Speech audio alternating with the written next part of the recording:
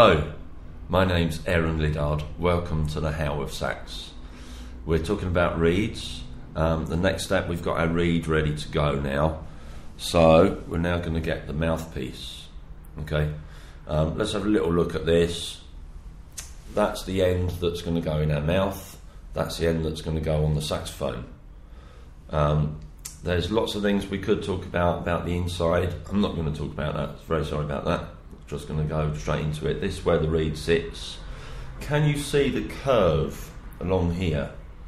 It curves outward at the top there, whereas the reed is completely flat. And you see, if I put the reed there, that there's a gap at the end here where the curve happens. See that?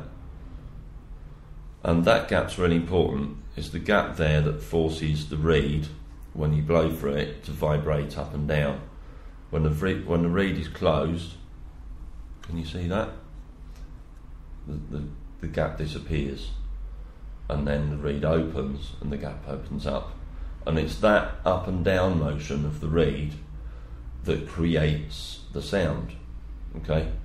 It actually makes the air inside the mouthpiece more compressed and then less compressed. When there's air going in, it compresses the sound, compresses the air.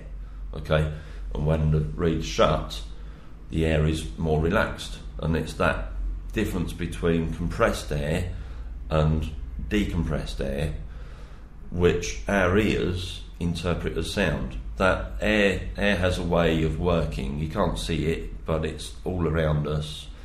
Every piece of air connects to every other piece of air. The reason you can hear me now is that my vocal cords are making a vibration the same way as this does, and the air around them is vibrating, which connects to the air in all of the room, and that's why it's getting to you. It comes out of the speakers on your PC or Mac, affects the air around it, gets to your ears.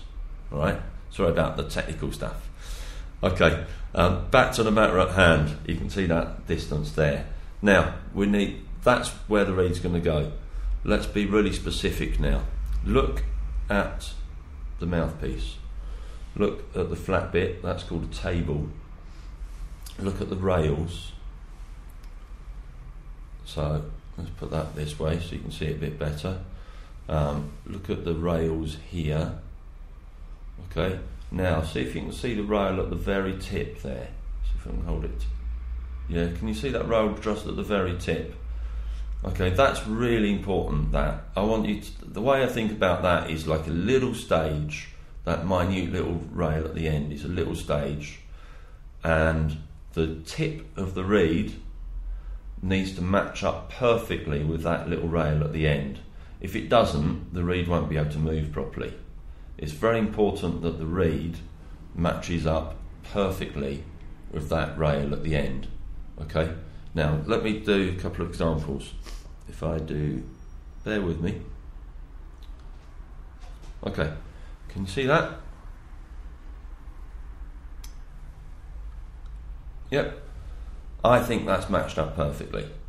Alright? Now, if I press it, can you see? Maybe if you zoom right in, maybe you can see that the tip of the reed matches up perfectly with that rail. Okay, when you do it perfectly like that, the reed and mouthpiece works great.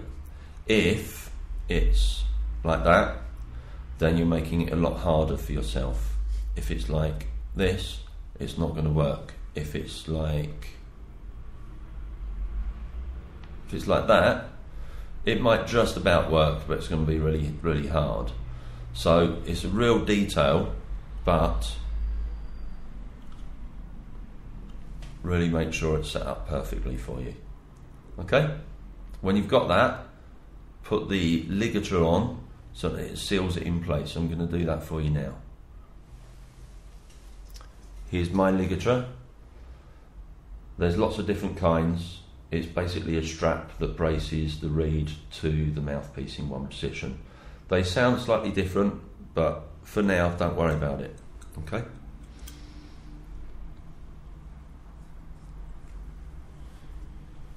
Okay, so I've done that up.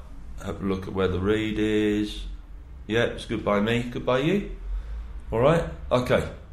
So, reed set up, mouthpiece set up, ligature in place, ready to go.